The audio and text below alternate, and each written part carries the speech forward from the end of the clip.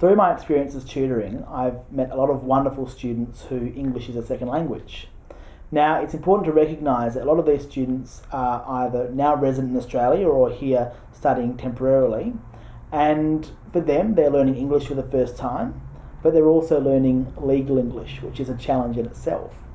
Now, as part of my philosophy of mutual respect, I try to never, and we should always aim to never, isolate or embarrass these students in choose. It's not what we should be doing. With these students, I think I have more an unwritten rule, an unwritten policy. They can always ask questions. So I have one student in my tutorials and he'll do the whole tute, he'll give fantastic responses, and he'll come after and he'll say to me, can you explain that word, or what did you mean by that sentence? So for example, this is a couple of years ago now, but I had a student say to me, how can a contract be angry at someone?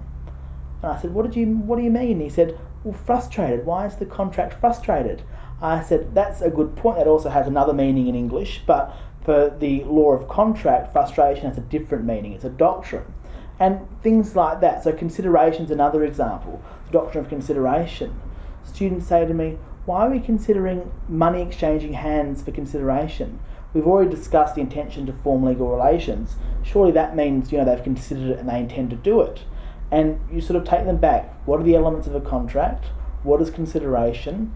How does consideration fit in? What is it? So those type of fun parts of the English language and legal English present a few issues with ESL or English as a second language students.